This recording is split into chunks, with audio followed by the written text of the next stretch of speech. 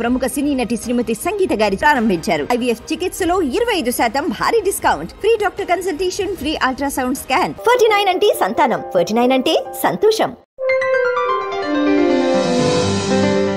నమస్తే, welcome to yo-yo TV. ఇటీవలే కేంద్ర సర్కార్ కొత్త గవర్నర్లను నియమించింది. 10 రాష్ట్రాల్లో కొత్త గవర్నర్లు బాధ్యతలు స్వీకరించారు. ఇందులో భాగంగా తెలంగాణ గవర్నర్గా త్రిపుర మాజీ డిప్యూటీ సీఎం జిష్ణుదేవ్ వర్మ నియమితులయ్యారు. ఈయన రాజా కుటుంబానికి చెందినవారు. మరోవైపు ఇప్పటి వరకు ఇన్ఛార్జి గవర్నర్గా ఉన్న సిపి రాధాకృష్ణన్ మహారాష్ట్రకు పూర్తి స్థాయి గవర్నర్గా వెళ్లారు. లోక్సభ ఎన్నికల ముందు వరకు తెలంగాణ గవర్నర్గా తమిళసై వ్యవహరించిన సంగతి తెలిసిందే.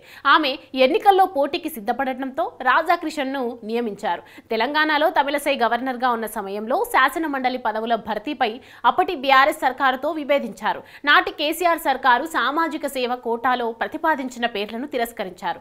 దీంతో ఆ నియామకాలు అలానే నిలిచిపోయాయి. ఇక కాంగ్రెస్ ప్రభుత్వం వచ్చాక గవర్నర్ కోటా ఎమ్మెల్సీగా ఎవరిని ప్రతిపాదిస్తారనే ఆసక్తి నెలకొంది. దీనికి తగ్గట్లే తెలంగాణ ఉద్యమకారుడు ప్రొఫెసర్ కోదండరాం సియాసత్ పత్రిక అధిపతి అమీర్ అలీఖాన్ పేర్లను గవర్నర్ కోటా ఎమ్మెల్సీగా పంపింది.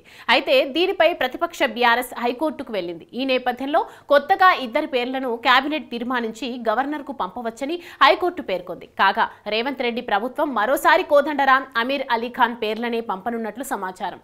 కొత్తగా గవర్నర్గా వచ్చిన జిష్ణుదేవ్ బాధ్యతలు చేపట్టాక తొలి నిర్ణయం గవర్నర్ కోటా ఎమ్మెల్సీల నియామకంపైనే ఉంటుందా అనే చర్చ మొదలైంది. ఎందుకంటే కేబినెట్ సమావేశంలో కోదండరాం, అమీర్ అలీఖాన్ పేర్లను గవర్నర్ కోటా ఎమ్మెల్సీలుగా ప్రతిపాదించే అవకాశం ఉందని భావిస్తున్నారు.